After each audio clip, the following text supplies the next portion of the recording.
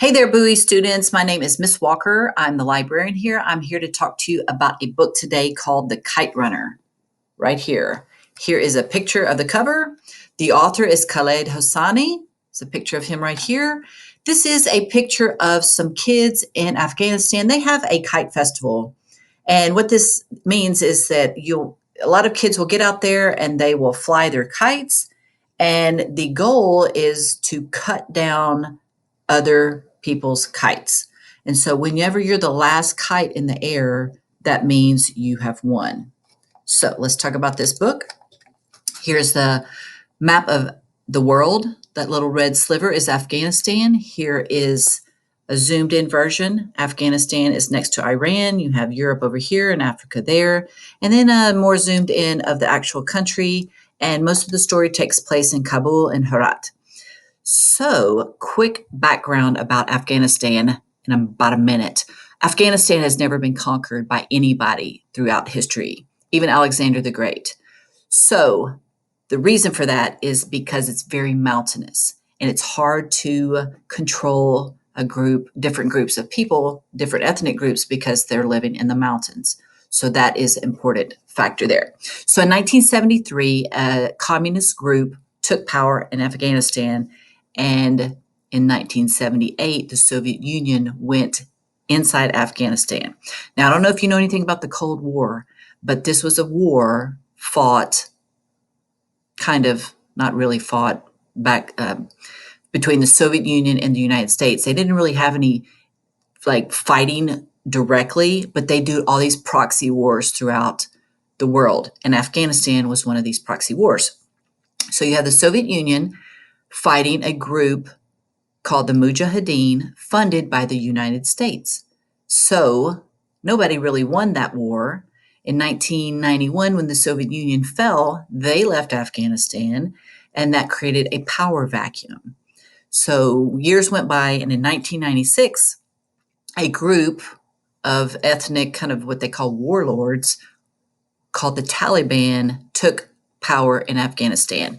And this is where the setting of the Kite Runner takes place. So you have a very, very Islamic extremist group, the Taliban, controlling Afghanistan. And just a couple of examples of what they would do. They kind of cut out all fun. They cut out no more kite flying, no more music. Women had to be accompanied by a male from their household. Men had to have a beard longer than their fist. And if people did not abide by the rules of the Taliban, they would often round people up and bring them to a stadium and do mass executions. So this is a very repressive group of people controlling Afghanistan. So let's talk about the main characters. We have a father and son. Baba is the father and Amir is the son, and they're a rich family. And then you have their servants. Ali is the father and Hassan is the son, and they're the servants of Baba and Amir. There's a very significant event. Well, back it up. Amir and Hassan become friends. They're childhood friends because they live in the same house because they're servants. There is also a ethnic component here. Baba and Amir are Pashtuns, ethnic group, and Ali and Hassan are Hazar, which are the minority group. So there's a very significant event in the very beginning of the story between that happens to Hassan, and Amir kind of is a bystander and he lets it happen.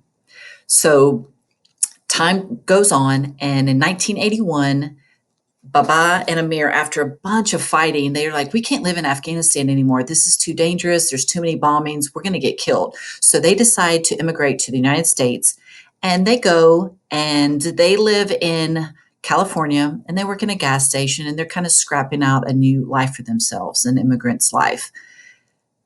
There's an event that takes Amir back to Afghanistan, and he has an opportunity. He's feeling guilty his whole life about what he let happen to Hassan. So he knows he's betrayed his good childhood friend, and he just cannot get over that. But when he goes back, there's an opportunity for him to right that wrong. There's a piece about redemption, the fact that Amir's mother dies in childbirth, and he always feels so guilty about that he thinks it's his fault. He's always trying to get his father's approval. It's also about father and children relationship. That can be a complicated relationship. There's violence and rape. There's also about memory in the past, kind of straddling two worlds, going from Afghanistan to the United States. And then I've already talked to you about politics. This is a picture of the Taliban. They would go kind of run around in the streets with these long guns to scare people. So this is an excellent book. We have plenty of copies. We have copies in Mac and Via, and we also have physical copies in the Bowie Library. I hope you enjoy it. Love this author.